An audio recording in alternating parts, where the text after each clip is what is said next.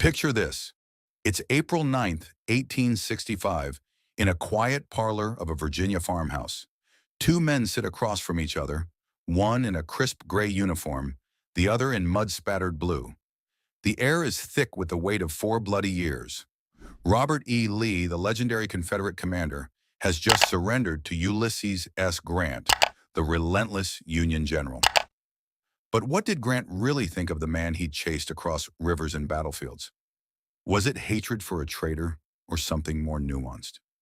Welcome to What Ulysses S. Grant truly thought of Robert E. Lee. Let's peel back the layers of history and find out. To understand Grant's view of Lee, we have to start at the beginning, long before the cannons roared at Fort Sumter. Both men were products of West Point, that forge of American military minds. Lee graduated in 1829, second in his class, without a single demerit, a model cadet. Grant followed in 1843, middling in academics, but a wizard with horses. Their paths crossed briefly during the Mexican-American War. Lee, already a captain of engineers, helped scout routes that turned the tide at Cerro Gordo. Grant, a young lieutenant, remembered him as the chief of staff to General Winfield Scott. But did Lee recall Grant? Probably not, given the age gap in ranks. Still, Grant later wrote in his memoirs, "I had known General Lee in the old Army and had served with him in the Mexican War, but did not suppose, owing to the difference in our age and rank, that he would remember me." Fast forward to the 1850s.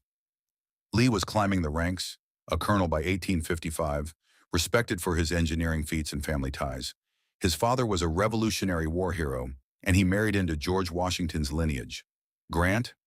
He resigned from the Army in 1854 amid rumors of drinking, scraping by as a farmer, real estate agent, even a clerk in his family's leather store. Humble pie doesn't begin to describe it. When the Civil War erupted in 1861, Lee agonized over his loyalty. Virginia seceded, and he followed, turning down command of the Union Army. Grant, an Ohioan by then, volunteered immediately, starting as a colonel of volunteers. As the war dragged on, their reputations grew in tandem but on opposite sides. Lee became the South's demigod after smashing Union forces at 2nd Manassas and Fredericksburg. Northern papers painted him as invincible, a strategic genius with an aura of Southern chivalry. Grant, meanwhile, clawed his way up in the West. Fort Donelson, Shiloh, Vicksburg, his style was dogged, unflinching. Unconditional surrender Grant, they called him after Donelson. By 1864, President Lincoln, weary of Eastern generals who danced around Lee without landing a punch, promoted Grant to lieutenant general and put him in charge of all Union armies. Here's where Grant's thoughts on Lee start to crystallize. In his orders from Lincoln, it was clear: Lee's army will be your objective point. Wherever Lee goes, there you will go also. Grant saw Lee not as some mythical figure, but as the linchpin of the Confederacy. Crush Lee's army of Northern Virginia, and the rebellion crumbles. But did Grant fear him? Not really. In his memoirs, finished just before his death in 1885, Grant pulled no punches. A large part of the National Army, for instance, and most of the press of the country, clothed General Lee with just such qualities of superhuman abilities, he wrote. But I had known him personally, and knew that he was mortal, and it was just as well that I felt this. The overland campaign of 1864 was their brutal chess match. Grant crossed the Rapidan River, plunging into the tangled wilderness. Lee struck hard, inflicting heavy casualties. But Grant didn't retreat like his predecessors. He pushed south to Spotsylvania, where the fighting was savage, men clubbing each other in the bloody angle. Lee held the line, but at a cost. Grant telegraphed Washington, "I propose to fight it out on this line if it takes all summer," and it did. North Anna, Cold Harbor. Grant's assaults were costly, especially Cold Harbor, where he later regretted the final charge. But he was wearing Lee down through attrition. Grant's assessment: Lee was good, but overrated. "Lee's army is really whipped," he wrote to Chief of Staff Henry Halleck in June 1864. "The prisoners we now take show it, and the action of his army shows it unmistakably."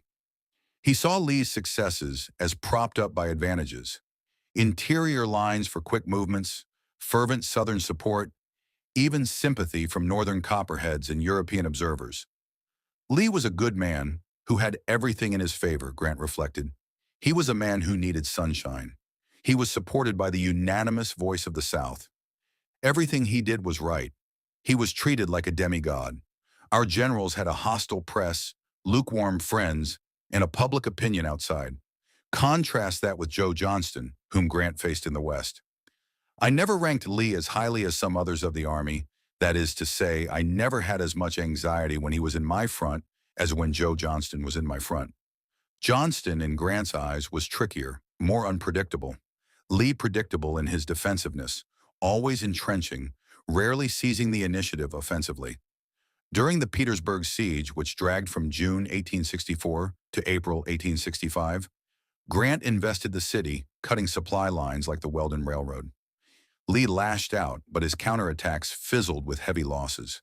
Grant noted Lee's desperation, reinforcing the Shenandoah Valley, scraping together boys and old men to fill ranks. By early 1865, the end was near. Richmond fell on April 3rd. Lee fled west, hoping to link with Johnston in North Carolina. Grant pursued relentlessly, Sheridan cutting off retreats. On April 7th, Grant wrote Lee, "The result of the last week must convince you of the hopelessness of further resistance. I regard it as my duty to shift from myself the responsibility of any further effusion of blood by asking of you the surrender." Lee demurred at first, probing for terms. But on April 9th, at Appomattox Courthouse, they met in Wilmer McLean's parlor, the same man whose house was shelled at First Manassas, bookending the war oddly. Grant arrived muddy, sans-sword, in a private's blouse with general straps. Lee was immaculate, sword at his side. They shook hands cordially. Grant recalled their Mexican war days. Lee vaguely remembered. Small talk ensued, 25 minutes of it, before Lee steered to surrender. Grant's terms were generous. Officers keep sidearms and horses, men paroled to go home, no trials for treason. When Lee mentioned his starving troops, Grant ordered 25,000 rations. As they parted, Grant doffed his hat. Lee returned the gesture. But Grant's feelings? Complex. What General Lee's feelings were, I do not know, he wrote. As he was a man of much dignity, with an impassible face, it was impossible to say. Whatever his feelings, they were entirely concealed from my observation, but my own feelings, which had been quite jubilant on the receipt of his letter, were sad and depressed. I felt like anything rather than rejoicing at the downfall of a foe who had fought so long and valiantly and had suffered so much for a cause. Though that cause was, I believe, one of the worst for which a people ever fought, and one for which there was the least excuse. There it is, the crux. Grant respected Lee, the soldier valiant, dignified, a fighter to the end. But the cause, slavery and secession, utterly wrong. Grant believed the war's root was slavery, and Lee's defense of it misguided, yet no gloating. The next day, April 10th, they met again on horseback between lines. A half-hour chat, pleasant, about peace prospects. Grant urged Lee to advise other Confederate armies to surrender. Lee demurred, saying he'd need to consult Jefferson Davis. Post-war, their paths crossed once more. Grant became president in 1869, championing Reconstruction and black rights. Lee pardoned but citizenship revoked until posthumously became president of Washington College, now Washington and Lee. On May 1st, 1869, Lee visited the White House. Accounts vary, but it was brief 15 minutes. Lee with friends discussed Southern conditions. Grant inquired about Virginia's roads and rails, perhaps gauging Reconstruction progress. Cordial but formal. No deep reconciliation, just two old warriors acknowledging the peace. Lee died in 1870, hailed as a Southern icon. Grant, battling throat cancer, finished his memoirs in 1885, a bestseller that secured his family's future. In them, he reiterated Lee was able, but circumstance favored him. General Lee was a very highly estimated man in the Confederate Army and States, and filled also a very high place in the estimation of the people and press of the northern states. Yet Grant's victories proved Union mettle. He saw Lee's generalship as defensive genius, but flawed, too cautious, missing chances to strike decisively. So, what did Grant truly think? Admiration for the man, pity for his defeat, but firm belief that Lee fought for evil. No hatred. Grant even supported Lee's pardon. In a war of brothers, Grant viewed Lee as a worthy foe, mortal like any, whose legend outshone reality.